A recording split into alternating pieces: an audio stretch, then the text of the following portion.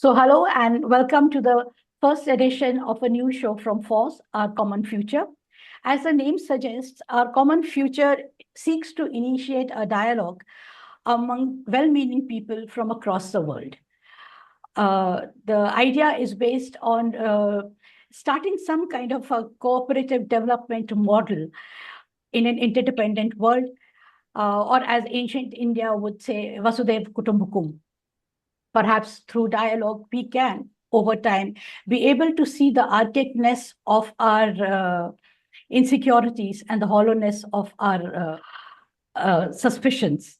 Perhaps through dialogue, we will be able to create a community of people united in their desire for peace, prosperity, and coexistence, instead of staying divided through hard national borders. Or as Urdu poet Sardar Jafri had said, "Guftugu band na ho, baat se baat chale, subah tak sham mulaqat chale, hum pe hasti hui taro bhari raat chale." So with that intent, our common future opens with a dialogue on South Asia, because of course, neighborhood first, world later.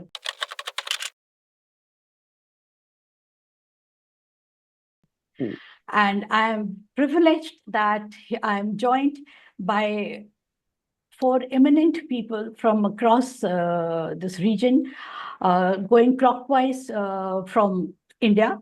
So I have Mr. Kanak Mani Dixit from Nepal. I have Mr. Zafar Sobhan from Bangladesh, Mr. Dhanuka from Dickwella from Sri Lanka, and Mr. Kunwar Khuldune Shahid from Pakistan. As far as introductions go, Mr. Dixit is a writer and a journalist, as well as a civil rights and democracy activist. He's the founder editor of Himal South Asian magazine and an active campaigner for subcontinental regionalism. A longtime trekker, Mr. Dixit also writes on themes related to travel, culture, and environment. Mr. Dixit is also a translator and author of political and geopolitical commentary, and a popular author of books for children. Mr. Zafar Sobhan from Bangladesh is editor of Dhaka Tribune. He was previously the editorial and op-ed page editor of the Daily Star and the editor of Forum magazine.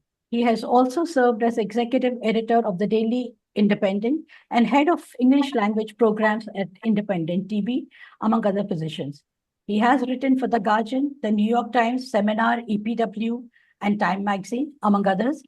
And he was the first ever Bangladeshi to have a syndicated weekly column outside Bangladesh.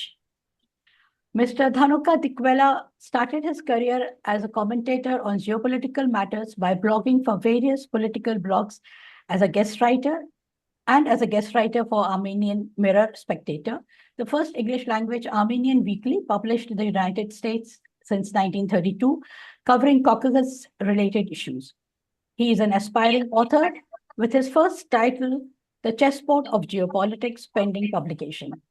He is a Sri Lankan-born, Montreal-based poet, blogger, and a social activist. And just like his life between Canada and Sri Lanka, the Asian Reviews, where he plays the role of the executive director, bridges the gulf between Eastern literature space with that of the Western world.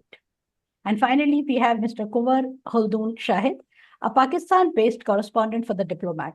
His work has been featured in The Guardian, Foreign Policy, BBC, France 24, Asia Times, Al Jazeera, Haaretz, among other publications.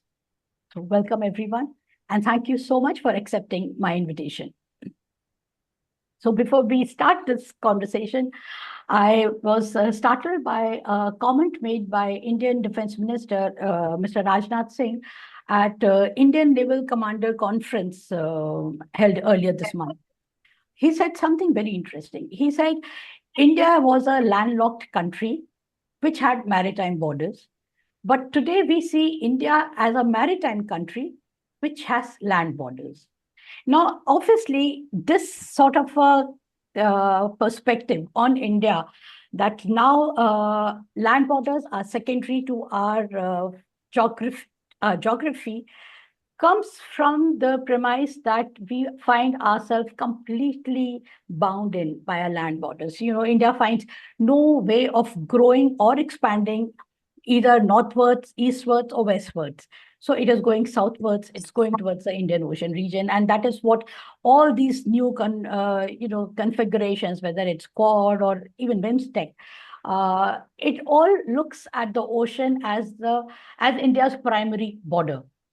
No, with that, and I'm also amazed and quite intrigued by the map behind you, Kanak, the map of South Asia. How do you all view this? That though we are the nucleus of South Asia, India, Nepal, Bangladesh, Sri Lanka, and Pakistan, we've not been able to do anything together. We've remained extremely divided, extremely suspicious of each other.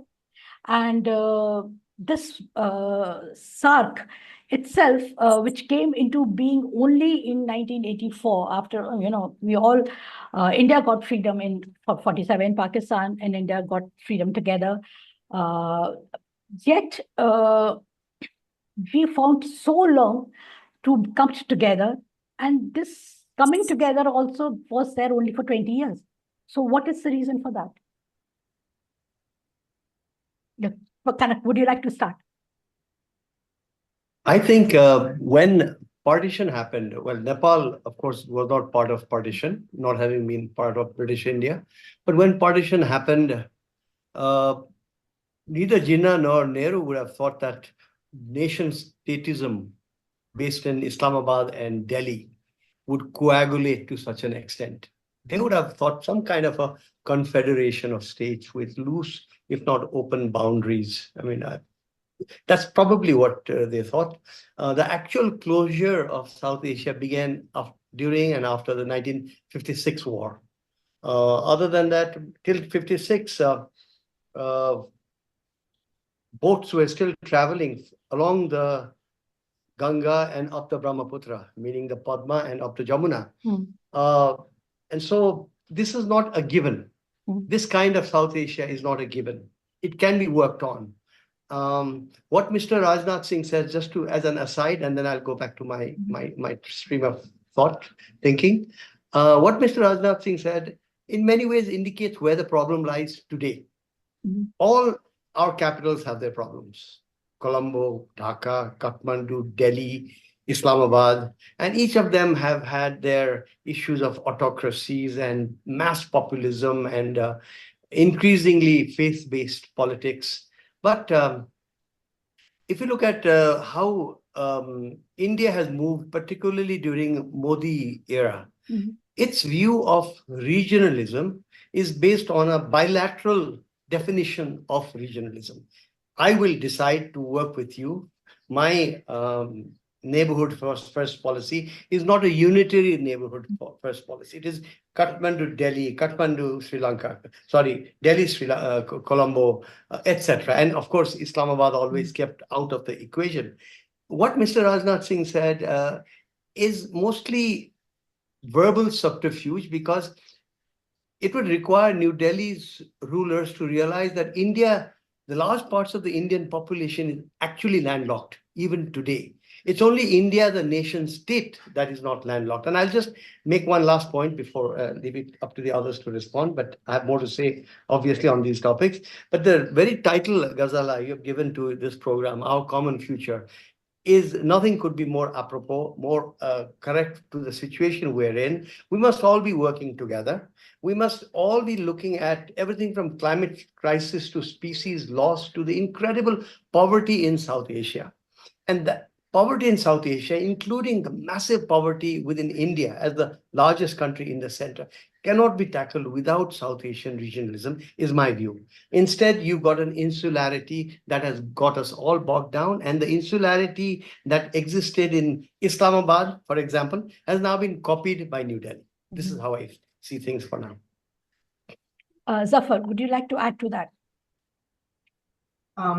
Yes, I mean, I think Kanak, he sort of alluded to the closing of the borders following 1956, and I think ultimately in 1965, that's when they were shut down for good. And of course, we talk about, the two main partitions in the subcontinent. There was a partition in 1947, then there was a partition again in 1971, which caused the birth of independent Bangladesh. But really, I think it's this final partition in 1965, which is more momentous and has really created the world in the region in which we live today, and not for the better. I think part of the problem we're all facing is, of course, at the heart of the problem is the relationship between India and Pakistan. And within this, since India is really the central nation of South Asia, it's the only one which has borders with just about all of its other neighbors. I think Nepal and Bhutan have a border, but no other South Asian country has a border with another South Asian, Pakistan and Afghanistan. Afghanistan is now. Zafar, India and Nepal and Bangladesh also don't have a border, common border. There is Sikkim in between. No, that's what I'm saying. So the only country which has a common border with its neighbors is actually India. So this, of course, gives it this central role. And so in that sense, we are in many ways hostage to, and India is, of course, the largest economy in culturally speaking, is the biggest player and the biggest trading partner of all of these. So I think much of what happens in South Asia is actually driven by what is happening in India. And we've seen certain trends in India in the last decade and a half. Again, Kanak talked about insularity, which perhaps we had been used to seeing in other countries, but it's now really become the watchword in New Delhi. And I think that is the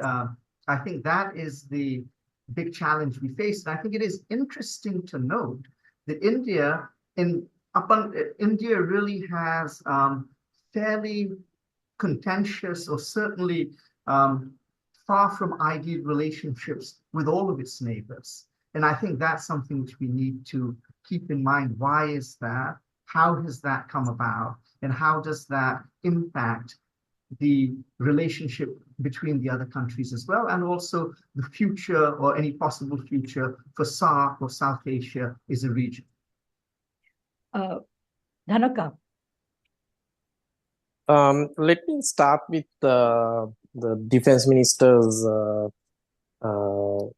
quotation itself. For that, I'm going to pick a line from former Foreign Minister of Australia, Marise Penn's statements. So she mentions, regarding global political significance, the Atlantic Ocean can be viewed as the ocean of our grandparents and parents, the Pacific Ocean as the ocean of us and our children, and the Indian Ocean as the ocean of our children and grandchildren. So just to put in context, we are living in a region where most of the nations in the South Asia are in this futuristic ocean, an ocean that will define the balance of power in the world, an ocean that will define the geopolitical outlook, status quo of the world. So, but having said that, living in that kind of an important water body, we are only doing 5% of inter-regional trade. That's $23 billion. And the leaders who were in the 80s, who tried to bring the region to first ever regionalism concept, have somehow failed. And today, as young generations, we are stuck in a place where we have no interconnectivity with many countries. There's no visa regimes. Our potential is so much. I mean, according to the last World Bank data, just to put in perspective, if we do just the SAARC region trade, it could go up to $67 billion worth of trade by goods itself, except for services. So our potential is so much, and we have been having discussions, forums, but it has not moved forward. So like Zafar said, I think the biggest issue or the holding point is that the two neighbors who occupy 75% of the entire size of South Asia are not coming together and trying to mend ties that can really, like give us a status quo of ASEAN or European Union or any other region where regionalism has thrived.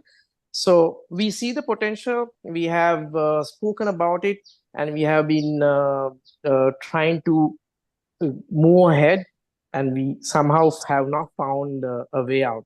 But I'm happy that today, I think a forum like this will give rise to an inception of, at least a discussion where regionalism can be spoken, its value can be seen out of politics, out of geopolitics, and to find a way that we can really thrive in the SAARC region. So I thank you for this opportunity, and I think it's a good beginning for a hopefully a united SAARC region. Thank you. And that brings us to you, Khuldune. All eyes on you. Yeah, so thank you so much for having me, part of this esteemed panel. It is an unfortunate reality that South Asia as a whole, as a region, will inevitably has been and will inevitably be held hostage by not just India, but the relations between India and Pakistan. You can't look at the larger picture of the two largest countries in terms of population, in terms of modern day weaponry, in terms of all demographics are at war with war with each other. And most of our discussion today, when you talk about South Asia, a lot of it, you'll find a lot of common ground between discussions between India and Sri Lanka, India and Nepal, India and Bangladesh. But that won't be the case with Pakistan, because first of all, again, India and Pakistan, the relations, of course, are completely different. Sometimes they're non-existent. For example, the economic relations are non-existent today. But more importantly, the role of Pakistan. Pakistan as a country, in terms of how the status quo has been in the country, how the establishment has run in the country, has never itself seen itself as a part of the region. And that is because its interests, its geostrategic interests have not been perceived. I won't say they haven't, been in a collective good. I personally think they have been, but those who have ruled the country think that they are better suited as running the country arbitrarily, and sometimes as a state that is serving global powers more so than its own people. I know, like you mentioned, you talked about the maritime borders today. India, Pakistan have maritime border dispute, land dispute, all kinds of disputes exist between India and Pakistan. And in Pakistan, the issue is, again, we went to the partition of 1947. Pakistan still lives in 1947. It still lives as per the ideology that created Pakistan in the 40s, without getting too much into the history, because it will become a history lesson, which I don't want it to become. But that's the ideology that has been prevalent in the country today. And that is the ideology that the military establishment has taken to, undertake its power maneuvering in the region. Having said all of that, it's interesting that you opened with, the Indic philosophy of Vasudhaiva Kutumbkum, which of course translates into the world as a family. So let's narrow it down to the region being a family. I personally, if I may say so, the issue with Vasudhaiva Kutumbkum being applied in the region is that it's all good that we are a family, but India has by default delegated itself as the head of the family. And that's perhaps where a lot of the problems between India and the other countries, if I may take the liberty of saying so, lies. India and Pakistan is completely different. Pakistan does not consider itself a part of a family at all. That should change, yes, but as things stand, that's what it is. And hopefully with the more discussions like these, we'll be able to address these challenges. The irony is that Pakistan does not see, or has not traditionally seen itself as part of this region. It has always seen itself as part of West Asia, or even further west than that. But the people-to-people connect, the soft connection between India and Pakistan is the strongest in the entire South Asian region, whether it's through music, whether it's through literature, through poetry, or now through Coke Studio. So that's the most ironical thing about the relationship between these two nations. Ghazala, if I might come in there. Yes. Just to make it also a conversation, I think we're here from 1, 2, 3, 4, 5 countries, 6. We should be able to talk about each other's countries critically. Yes, absolutely. Meaning I can talk about India, somebody else can talk about Sri Lanka, etc. Because we find that the Indian scholars certainly are commenting on each of our countries with abandon. So the first step to becoming South Asian is to be able to openly criticize each other. And in that sense, let me say what I just picking up on what Khuldune just said about Pakistan and what you just said, Ghazala, as well. I think the Pakistani state has at times wanted to tilt towards West Asia and the Gulf. But the people of South Asia, people of Pakistan, and it's very important to distinguish between the people of Pakistan and the state of Pakistan, or the successive, military influenced governments of Pakistan. I feel one of the injustices being done to Pakistan as a whole is the way for the world to conflate the Pakistani state and the Pakistani people. Such a massive country, and it's a South Asian country. The state might have, on occasion, wanted to tilt the other way. So that's the one thing I wanted to say. The other quick point is about SARC. SARC as an organization, we should be happy that it exists while it is practically moribund right now. And we can go into why is it moribund? Why has the SARC summit not moved from, happened after 2014 when it happened in Kathmandu? Nepal is held carrying the chairmanship, and the next one to have been happened, and the chairmanship to have moved to Pakistan, Islamabad, never happened till today. But we get into a trap if we think SARC is synonymous with South Asia, because SARC is a country of is an organization of 8 foreign ministries with its weaknesses. But at the very least, SARC indicates an ownership of the idea of South Asia by the state, people who run the states of South Asia. Whereas South Asia is much more. South Asia is much, much more, and we can get to talk about that later if you want to. Now talking about India, the Indian position in South Asia, whatever it has been, we know India has been sensitive to or extremely sensitive about China's presence in this region. And it has now felt increasingly that its own neighbors are not mindful of its sensitivities. You referred to the 2014 SARC summit in Nepal, which was hosted by Kathmandu. There suddenly, there was this idea was proposed and supported by a lot of other member countries that China should be allowed to become full member of SARC. And India obviously resisted that because, as Khuldune also said, India sees itself as the head of this family. So, as a So I'll just respond to that briefly. I don't want to take other Yes. people's time, but just briefly. Firstly, the proposal of China as an observer to SARC was made by King Gyanendra in the then King Gyanendra in the previous SARC summit in Dhaka, when he was isolated and the Indians were not wanting to meet with him. So on a huff, he went and made that suggestion. In a general way, it is not a bad idea, but it was brought to the fore under very tendentious circumstances by former King Gyanendra. I will only say, because you brought the elephant in the room or the dragon in the room, that is China. One of the things that brings down South Asian relationships all around is India's insecurities about China, on which New Delhi seems not to be able to do anything about China directly. Its biggest trade partner now is China, yet it can nitpick about the neighbors, particularly the smaller neighbors, Sri Lanka, Bangladesh, and Nepal. And the only thing I can say about this is New Delhi should get over this paranoia, because the default nature of all neighbors of South Asia is friendship towards India. And so, but they don't want to miss the bus of tagging along with China's economic rise, is all I have to say. Zafar, what do you have to say? Since India considers South Asia as its backyard, if in this backyard, China as a bigger power comes and nudges India to the sidelines, don't you think India would resist that? You'll have to unmute yourself.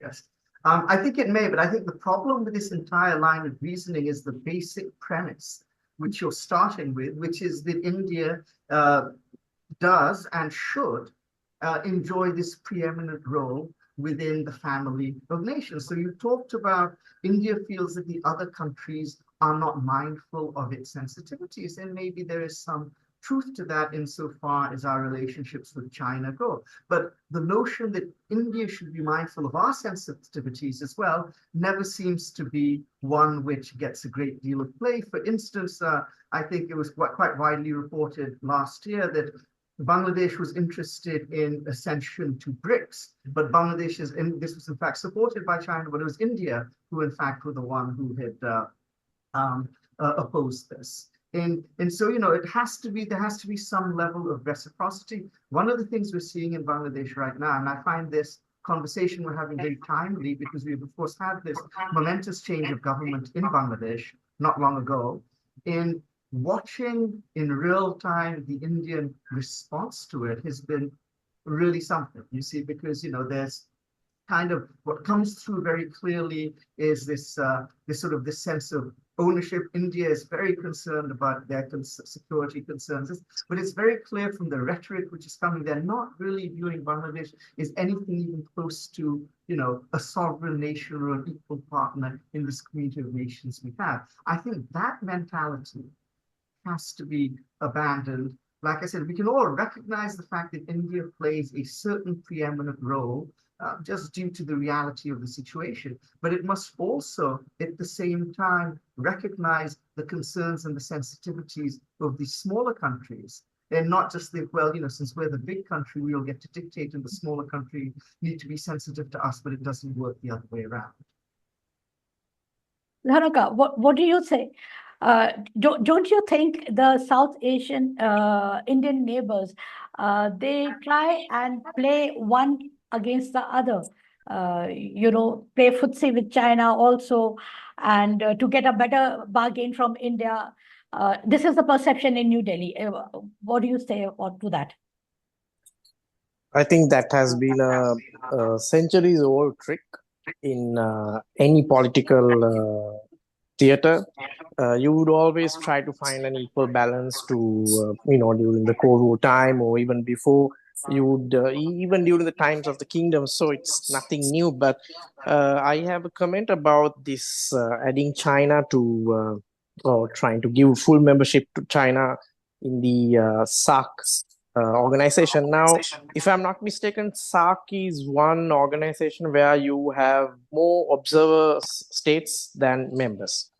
And you have extra regional players like European Union, United States, Japan, South Korea. So it's in a way, it's surprising that we are unable to see China as, you know, in the same spirit as one of these members, in the sense it's their trade interest and you know, as a coming power. But it's understandable that India has her own concerns, so it's fair to make that kind of concerns. But the real question is, by opposing China's involvement in SAARC and by probably making SAARC where it is now, you know, in a coma, has India been able to stop Chinese advances, interest growing in South Asia? If you look at all the countries, including Bangladesh, Maldives, Sri Lanka, Pakistan, except for India, China has really moved forward with the trade interest, and they have the GSI and the GDI, the new initiatives by Xi Jinping to engage with different states. So by not allowing China to be a part of SAARC, India could not stop Chinese advances, whether it's scientific or social or soft power, or they couldn't do it. So they're already in the region. So I think India would need to have a different approach. If by any chance China is in SAARC and SAARC starts to become a real global heavyweight, probably we can force China to play by the rules. because there'll be institutions, there'll be regional agreements, there'll be regional no-go zones. So we will be able to force China to play by the rules. So by bringing them into an institution where a majority of neighbors share a very good relations with India, I think India. I think, in my opinion, we could have created a different SARC, and we could have given a different spirit to it, and we could have given more economical integration to it. It's how I see it. If I wouldn't call it a correction, but I would just say that the suggestion of China was never a full membership in SARC, because geographically SARC is a South Asian region, which is south of the Himalaya mostly, if we don't count Afghanistan. We're mainly talking about observer status, which is the one thing that former King Gyanendra suggested for his own reasons. But as I was saying, an observer status would not be a bad idea in and of itself. I think that's what you were saying as well, Dhanuka, but not a full membership. No, but we're not talking about full membership. I think there was a proposal for a full membership at a future date. And other members had endorsed that suggestion that in a future date, China should be allowed to become a full member. But anyway, Khuldune, the last SARC summit in Kathmandu is when this is what I know, the bogey of China was raised. And thereafter, Pakistan was to host a summit, and it never took place. Do you think one of the reasons why the next summit did not take place was reluctance of India to participate in a summit in Pakistan? Absolutely, and also the timing of the summit, because it came just after the Uri attack, and of course and before that you had the Pathankot attack. So the Pakistan-India relations had already spiraled downwards, and of course that was never going to happen. In fact, you look through the history of SARC summits. The moment there is any skirmish between India and Pakistan, SARC doesn't meet, which is why I maintain it is unfortunate, but the bloc will always remain hostage to India and Pakistan's relations. Continuing on the China discussion, of course, Pakistan is the last country that would, I mean, with due respect, care about Indian sensitivities on any front, vis-a-vis China or anybody else. But to add to the point that has already been made, let's look at what has happened since 2014. I mean, India had concerns about Chinese membership, but yet, I mean, absolutely, China has spread itself across the region now. What happened after 2014? In 2015, China signed the CPEC agreement with Pakistan, $62 billion. Some say 87 billion, but it's the largest overseas investment China has in Pakistan, in the world. That's in Pakistan. And CPEC passes through Gilgit-Baltistan, which of course is the disputed territory as part of the Kashmir dispute. So not only India had concerns about Chinese presence, but that has only emboldened China to expand itself, and not just Pakistan. Pakistan, you have the Gwadar port in Sri Lanka. China is building the Hambantota port. And of course, you have the China-Myanmar economic corridor as well. And if all of this comes to fruition, and that's a concern in New Delhi as well, it almost becomes like a geostrategic ring, around India. So the question, again, regionally, because Pakistan obviously has its own interests, but regionally, what has India achieved by trying to sideline China? It has only brought China closer to all other countries. So yeah, that's what I would say.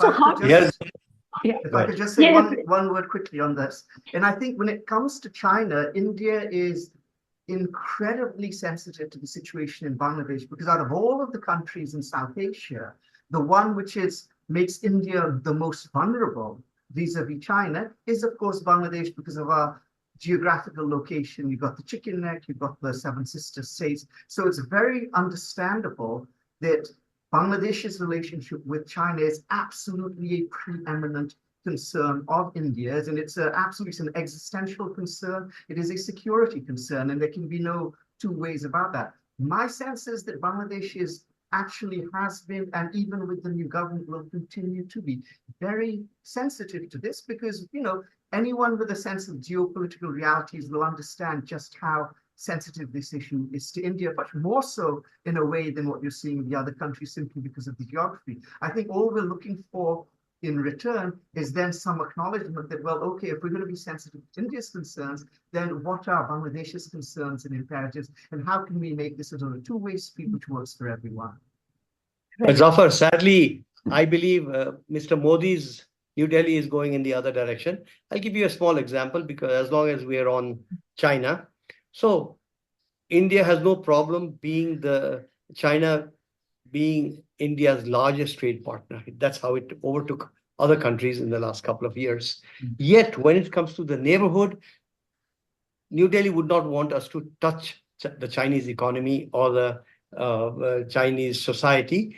In the case of Nepal, it is a kind of a Himalayan paranoia, because after the 1962 debacle, there's been this exaggerated sense of what China might do by rolling down to the Indo-Gangetic plain from the Himalayan passes. But just one last point about what's happening right now is that the Indian government has passed regulations that Nepal hydroelectricity shall be imported from Nepal to India, but not only through approval, that if there is any whiff of Chinese investment in a hydropower, or a Chinese contractor that has built a hydropower station through international bidding, either case, no hydropower shall be imported in India. So whenever there's talk of export, then the Indian government would want reams and reams of paperwork on individual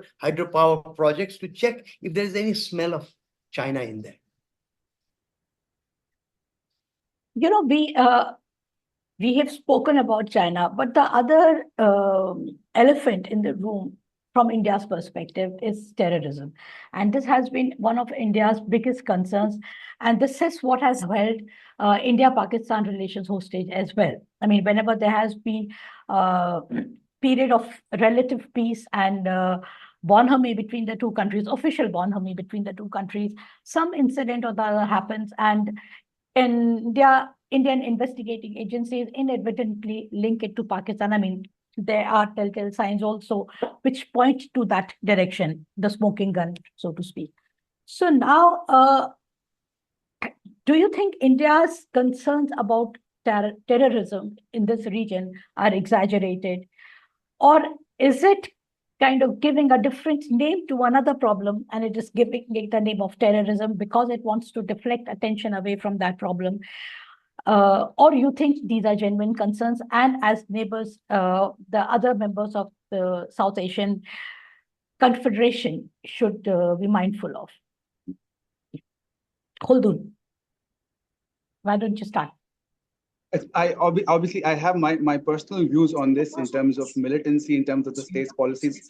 Of course, they differ from the Pakistani state's viewpoint. The Pakistani state would maintain, of course, it's exaggerated. They would maintain that the cross-border militancy is not a part of the official state policy. But then you listen to former army chiefs like Pervez Musharraf, you listen to former ISI chiefs, and you listen to, for Nawaz Sharif. Nawaz Sharif is the head of the party that is currently leading the coalition government in Pakistan. And they've all maintained that Pakistan has used militancy, cross-border militancy, as a tool, not just against India. Iran has accused Pakistan of cross-border militancy. Afghanistan, even the Afghan Taliban that Pakistan has put in so much effort to prop up in Kabul, they are accusing Pakistan of cross-border. And even China. In March this year, China is in an uncharacteristically strong worded condemnation of an attack on the Chinese engineers, said that Pakistan needs to do more. So militancy is absolutely a Pakistani problem. But again, does that issue completely derail all other issues of joint collaboration between other countries? Perhaps yes, but between India and Pakistan, that remains the primary issue.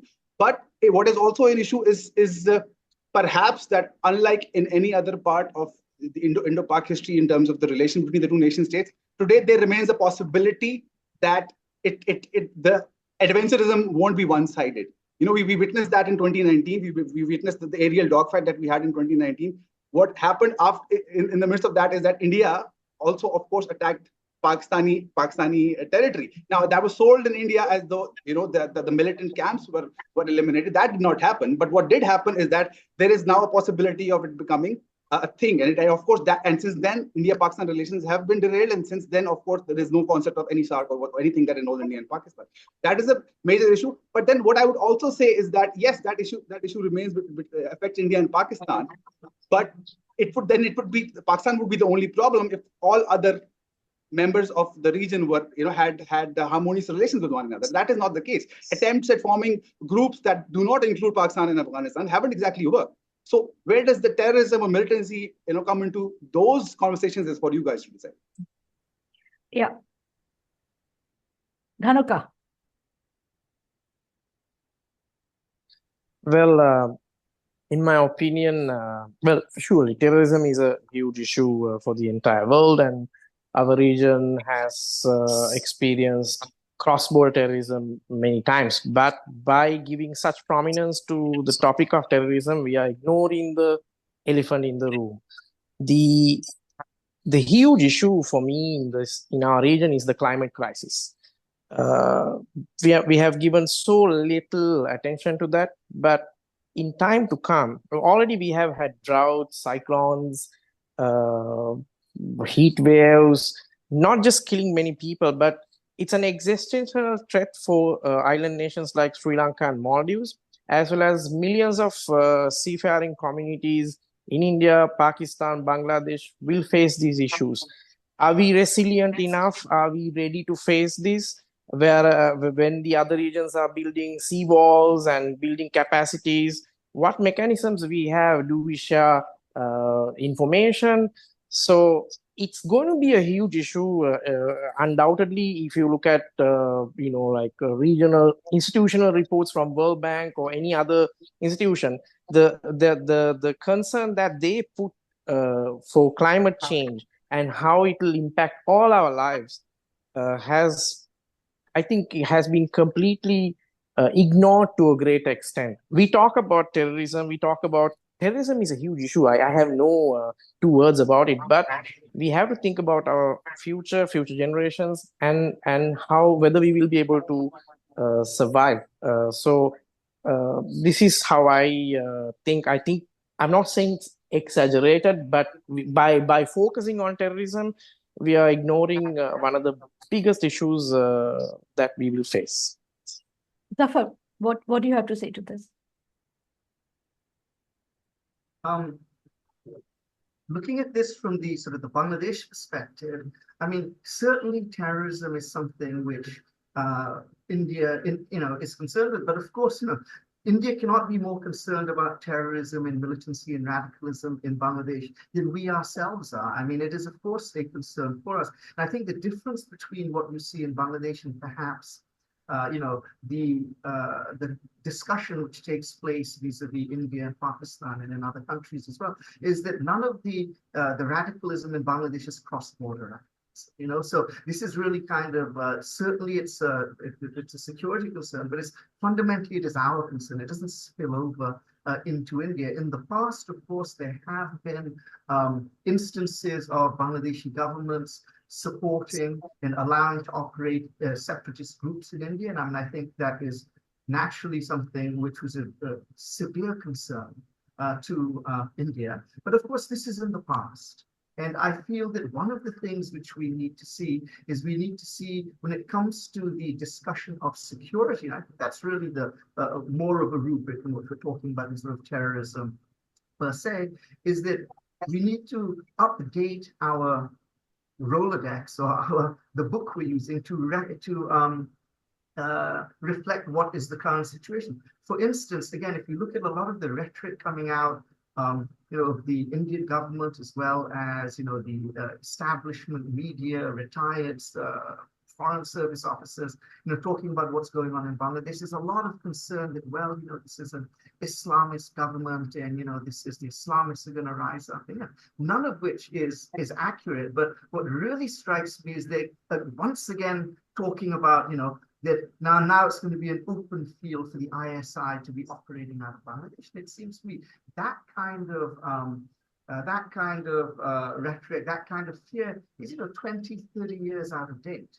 And I really feel that when it comes to security, we need to update the playbook. And finally, I do think there's a problem if you overemphasize security. That can be a means by which you de-emphasize other things which are just as important, if not more important. Dhanuka mentioned climate change, and of course this is it. That's one of the that is the massive existential problem we're facing. And where is the emphasis placed on that? In Bangladesh, we feel issues of democracy and human rights are not sufficiently emphasized because they are subsumed by the discussion of security.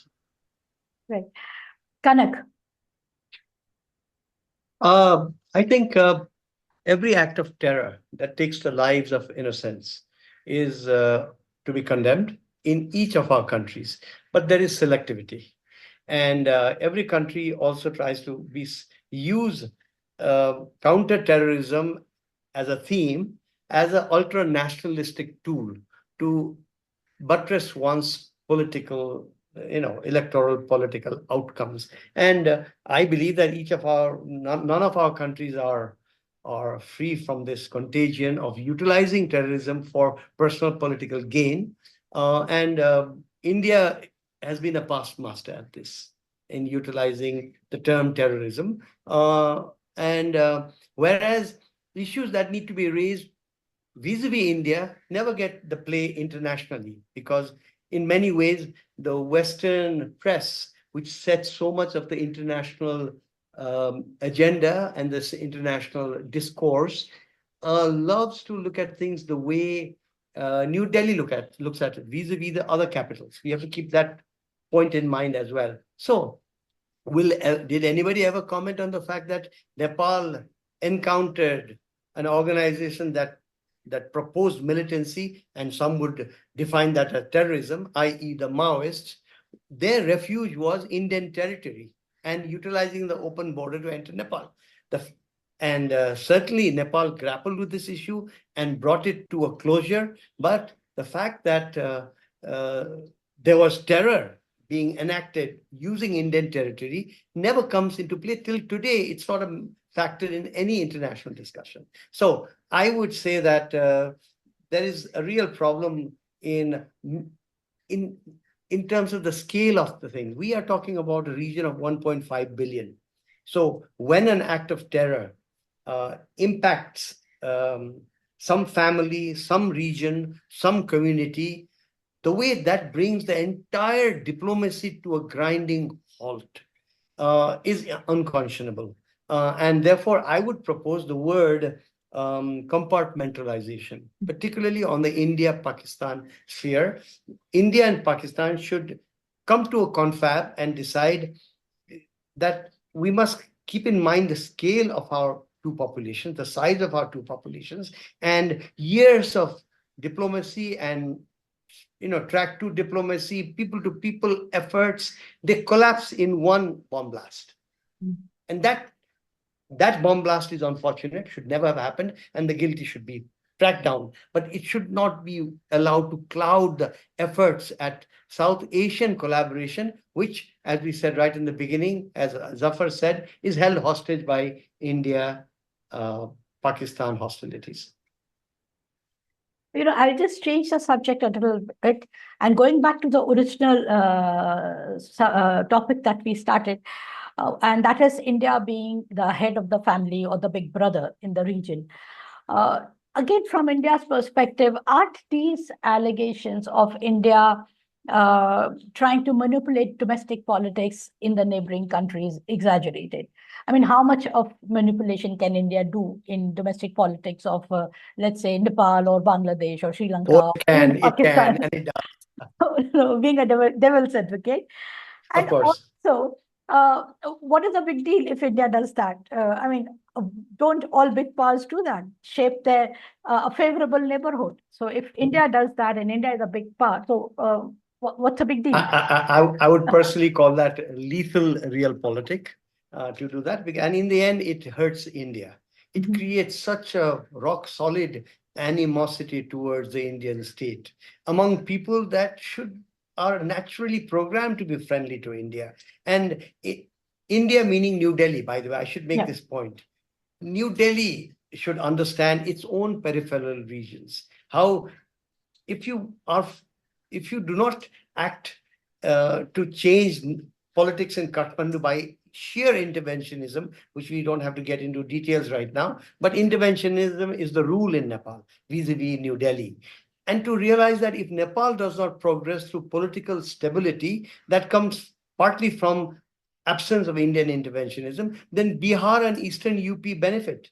What is known as Purvanchal and Bihar and Nepal should benefit as a triangle. But if New Delhi does not even have empathy for Bihar and Eastern UP, then it certainly will not have empathy for Nepal. So I would say that yes, there is Indian interventionism has its highs and lows.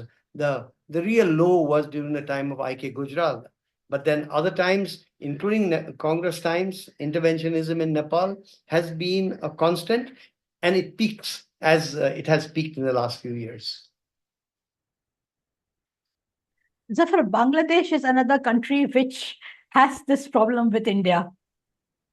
Well, no, absolutely. I mean, this is not a hypothetical discussion in the context of Bangladesh. This is absolutely a real-time discussion we're having right now. And I think I would come to the point made by Kanak just now, is that fundamentally, when you look at it from the point of view of what he called lethal realpolitik, it never works. And I think India is finding this out in real time. They are finding out the limitations of propping up a deeply unpopular autocrat. We're talking about a prime minister who was once upon a time democratically elected with a very large mandate, and indeed had accomplished a great deal as the democratic leader of Bangladesh, but who slowly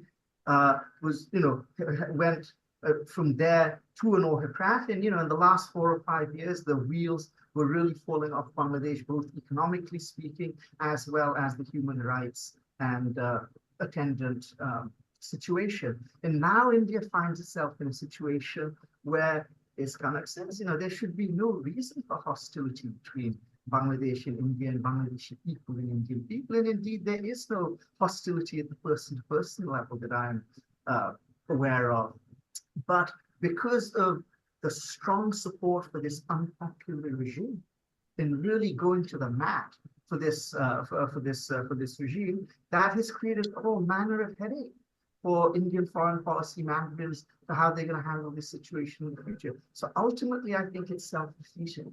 And I think that's the message I would send to New Delhi is I think, of course, one expects all countries to act within reason in their own self-interest. But a lot of the actions they have taken, I think they're now finding out, have actually acted counter to their self-interest. We have spoken about a whole lot of things, and everything boils down to India, Pakistan not talking to one another, and that is what is holding the region back. But there are so many other configurations that have been tried post-SARC. I'm saying post-SARC because I don't know if SARC will be able to revive itself or not. Things like BBIN or BIMSTEC, all of them have seen only middling success, and all of them were created so that there was no need for Pakistan to be part of any kind of future cooperative organization. But even those have not really made much headway. I don't know what has happened in BBIN, Bangladesh, Bhutan, Nepal, or BIMSTEC. I know even recently they have just been struggling to create a FTA, free trade agreement. That has not moved forward. So then obviously the problem is not just one bilateral relationship. The problem is also somewhere else. Are all nations playing a zero-sum game kind of politics with one another? Or do they think there is greater benefit in partnering with other countries instead of partnering with one another? Kanak?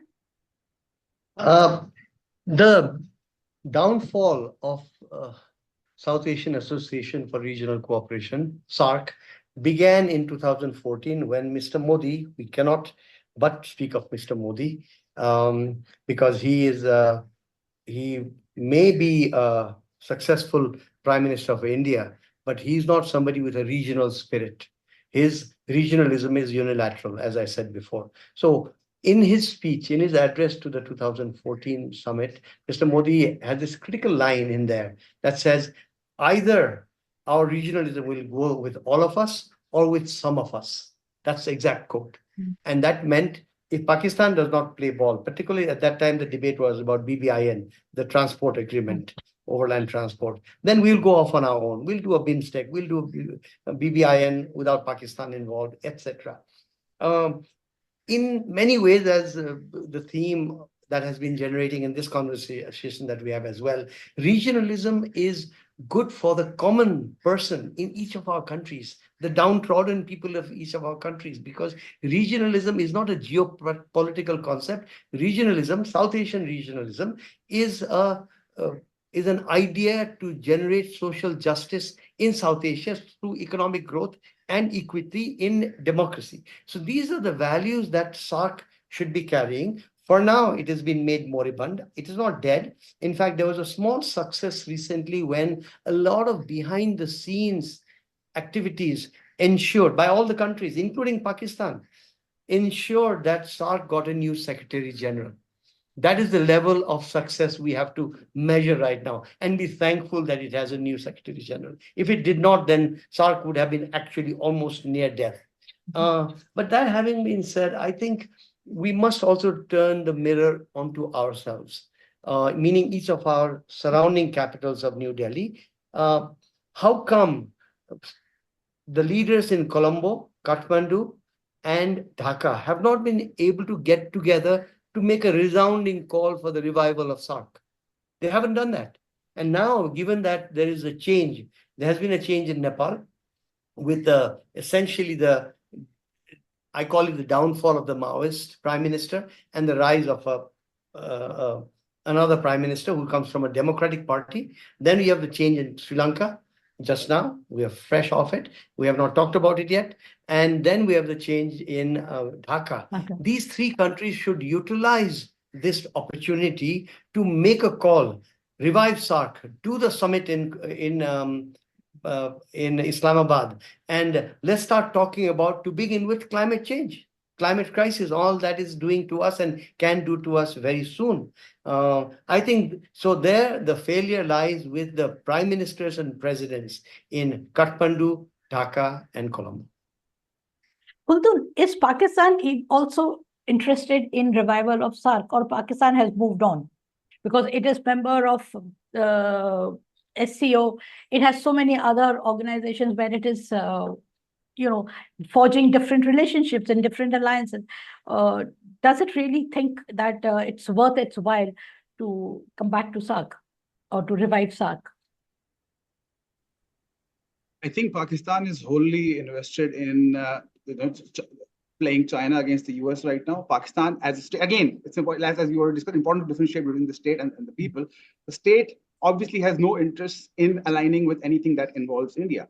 Having said that, I mean, I don't want to go off topic, but perhaps, I mean, this is an important point in time to have this discussion, not because of the changes in Nepal and Sri Lanka and Bangladesh, but Pakistan itself, without undergoing a change in the regime in terms of the establishment running everything, there is a massive change among the people itself. There is a growing anti-army sentiment in Pakistan. A lot of that has to go with the popularity of Imran Khan. So people are questioning the narratives that the army has, sold across the country for the past 7 decades. That includes, anti-Indian narratives. So the average person in Pakistan, and that again, I would disagree with those who say that it's always been the case. That's not been the case. But today, the average person in Pakistan is much more open towards aligning with India, much more religiously pluralistic than we were in the past, but the policies have remained the same. So Pakistan going forward will benefit, of course, because in terms of the economy as well, we have the worst economy in the region. So anything that benefits the economy will help Pakistan. And that is a lesson that the establishment has also learned, because the funds have dried from Washington. China obviously puts a heavy price on anything that it invests in Pakistan. So Pakistan would need to look in other directions, and that could and should include SAARC. Absolutely. Dhanuka. Well, I think if the theme of our regionalism is isolating one of our regional partners, there's something radically wrong with us, because regionalism shouldn't be to isolate one or another. It should be to bring the region together. The biggest problem I see, which has made this thing a deadlock, is the political will. If BJP comes to power, they pursue a different agenda. If the Congress comes to power, they pursue a different agenda. It's the same in Sri Lanka or any other country. So I think we have to look at ASEAN and how they function, because they are even more diverse and more politically pluralistic than us. There are communist governments, there are military rules, there are democracies, so all work together. So I think we, as many functioning democracies, we have a baseline to work. So it's the political will. It shouldn't be a party politics, but regionalism should be a national policy of each country. And whoever comes to power, whichever the party comes to power, they should be able to see the benefit of regionalism, integration, and work on that. Not to look at it from Chinese or Indian or Pakistan perspective, but as a region. And I hope there will be a question about Sri Lanka, so I will not talk about the meddling. No, you and, please. influence. No, you please talk about that also. Okay, Please so go ahead. the previous question which you asked about India's influence, or let's say how they influence the internal politics of the Yes. neighbors. And we are just 45 kilometers from India, if I'm not mistaken. So having said that, for thousands of years, we have felt the Indian influence. And quite recently, the 2014 defeat of President Rajapaksa, who was allegedly China friendly or Chinese friendly, or who got a lot of things China was trying to achieve in the region, was ousted by a surprising election. So the the talk of the town is that India played a heavy role in that, in pitting the Tamils in the central province and north against Rajapaksa. But I'm surprised that whether India was blindsided in this time election, where we have a Marxist leaning, left-leaning, socialist-leaning president has been elected. There was a common Tamil candidate who really tipped the balance for, like I would say, towards his victory. So I'm really surprised whether India saw it coming, because the common Tamil candidate who, by appointing him, who benefited, whose political agenda was achieved. So this is something that we have to look at. We are still trying to figure out. Thank you. Thank you so much. Okay. I want to end with a thought, and I want everybody's comments on it, because we have spoken about politics. We have talked about connectivity, trade, and climate change. There is another issue which I personally feel is common to our region, and which is should be very worrying, and that is increased religious nationalism or radicalization. I mean, in India, we have seen a huge growth of Hindu nationalism or a Hindu radicalization. Pakistan obviously has faced and continues to face Islamic radicalization. Bangladesh has had brushes with that. Sri Lanka has brushes with that. I mean, there has been extreme religious radicalization, both on the Buddhist side as well as the Muslim side. Sri Lanka, and Nepal, I am not aware if there has been any kind of radicalization apart from the Maoist one. But I feel that this is another area where as a region, we should be able to work together to tide over this problem. What do you all think? I think if you look at the rise and fall or neutralizing or running out of steam of religious fundamentalism, I was intrigued by what Khuldune just said earlier. He seems to suggest that there's among the people at large, things have gone through a cycle, and that the people are not fooled anymore by, let's say, the military intelligence and others' attempts to use everything from religion and faith to ultra-nationalism. if that is the case, then I would say all over South Asia, this cycle, people have gone through phases of extreme, I'm not counting Nepal for now, gone through a cycle and coming towards the end where people at large have realized we've been used. I think India is in the throes of it right now. And that is the tragedy. As the largest country at the center, if I didn't misinterpret you, Khuldune, and you can come back to that, but I feel that India is actually in the throes of it. It's such a large country that it's like a large ship. It takes a long time to turn, and then for it to right itself will also take quite a lot of time. So we all, from the neighboring countries, I believe, watch with shock and concern, because whenever India makes a reach for global economic status, that will not be possible with a divided populace along, and that too divided on lines of faith. As far as Nepal is concerned, there are attempts right now. We talked about Indian interventionism earlier. There is always this ready-made Hindu elements within Nepal's population that would want to tilt towards the Hindutva agenda. And so the Indian interventionism in Nepal, it has had its highs and lows, as I said, but it has been diplomat to diplomat, then bureaucrat to diplomat to politician, then IB and RAW, Indian intelligence vis-a-vis our politics, and now RSS, the Rashtriya Swayamsevak Sangh, rampant across the hills and plains of Nepal. So, but I believe that Nepali society as a whole is not to be manipulated the way the RSS thinks it can be. Zafar.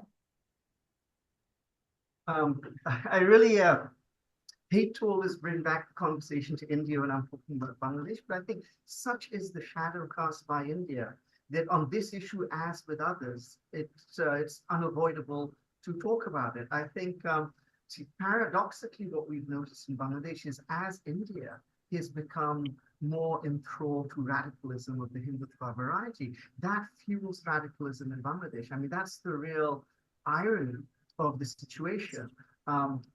Other things which also, of course, fuel radicalism is a democratic deficit, which is something we have suffered in Bangladesh for the last decade or so, and hopefully in time that will not be sort of unraveled. But again, looking across the border, when we have a lot of rhetoric coming across saying that we've seen this now with the new government in place, but this is an Islamic takeover of Bangladesh. This is an Islamist takeover which is knocked out a democratically elected government. Now, nothing about these previous two statements is in fact correct, but these kinds of rhetorics don't actually help the situation. I think one of the things which we're going to have to do both inside Bangladesh, it's also important outside for people looking into what's happening in Bangladesh, is to separate out conservatism and religiosity with radicalism. Because I think what we have seen and will continue to see in Bangladesh is more religiosity, is more conservatism, and people becoming much more self-consciously religious and wanting to put their religious identity at the heart of their lives, including at the heart of their political lives. Now, some people who are, more secular in their outlook, we may not be so comfortable with this, but this is, we also have to accept that may be where some of our fellow countrymen and women are. We need to draw a distinction between people who are merely religious and people who are radical and people who are proto-militant. And I think when you don't draw that distinction, you actually are operating as a recruiting tool for the radicals, because they say, well, look, they're painting us all with a big brush. And I think in the past, that has been regrettably something that we have done. And I think that's something we need to do better on moving forward. Khuldune. I'll speak. Yeah, sorry, please. No, please go ahead. No, I'll speak regionally, because if I start talking about Pakistan Islamic radicalism, that's a never-ending subject, and there's abundance of literature on how that has impacted Pakistan. But regionally, I'm not going to talk about nation states over here. I would go down to talking about religion. I think subcontinental Hindus and subcontinental Muslims as a whole, forgetting about the demographics of each nation state, have had mutual apprehensions for centuries. That has existed for a long time, and that has been passed down to what are now nation states, and where majorities have become, and now you have playing out decades-old hostage theories and all of that, that is a problem. That is a huge, huge problem, and we need to address that. But speaking purely from Pakistani perspective, again, not talking about everything that's wrong, but talking about what could be right. Pakistan, the land of Pakistan, the nation state of Pakistan, has an abundance of history, of Jain heritage in North Punjab, in Sindh. You have Buddhist heritage over there, the birthplace of Gandhara civilization. You have Taxila, Takhte-Bahi, Sare. There are many Buddhist places over there. And it is, of course, I mean, if you look at Hindu tradition, Hindu history, Pakistan is full of it. Rig Veda was written, it's supposed to be scribed in Punjab. Lahore, where I'm from, is supposed to be, named after the son of Ram, Lava. So there is so much of abundance of, and again, river Indus is where the term India comes from. Hindu, the term Hindu comes from. Hindu was, of course, a regional identity before it became a religious identity. So there is a lot that Pakistan has in terms of religious pluralism that it hasn't embraced. But yes, we have seen a similar monolithicism impact India, where Islam is being treated as a foreign ideology, where the fact remains that India is the birthplace of three major Islamic sects: Brahmanism, Deobandism, Ahmadiyya Islam. So we need to, again, if you go back to what we have done wrong to each other, we can go back to centuries and we'll find abundance of examples of where one community has done the other community wrong. We need to find out where we can bridge these divides. And yes, religion has been a major divider. Let's not kid ourselves. But it can only be a unifier where we embrace pluralism in the truest sense. You can't say, oh, there is one community that blames the other community entirely, and there's other community that blames the first community entirely. That needs to change, and I think that should be a major step, if not the first step. Dhanuka, would you like to comment on the Sri Lankan society?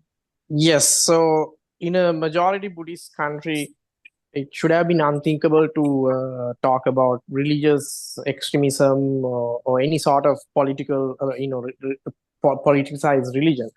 But politicians became very smart, and they realized that whenever there were internal strifes, issues, they could manipulate religious sentiments and use it against, use it as a weapon to manipulate the populations.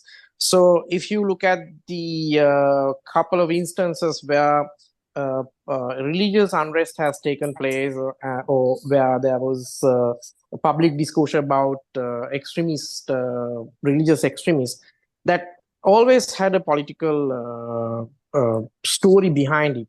I also believe that global trends impact religious extremism whenever there is, for example, the times that we live in now, the right-wing parties, the rise of the right-wing parties, populism, all that gives rise to global tension among people. So all these global trends also impact the radicalization of religions. Luckily, in a way, we don't have it in the same scope like I would say our neighbors. And whenever there is a more pluralistic government, more democratic oriented government, we see very less religious tension. So I hope that religion will come together to unify the region, not to make it a divide. Thank you so much. It has been more than wonderful talking to all of you, having this discussion. I was not very sure how it would go because this is the first time we have started something like this. I hope we have more discussions in the future and we could meet more regularly and talk of more diverse issues, be more candid with one another, and not hold any punches in the future also. Thank you so much, and wonderful meeting all of you.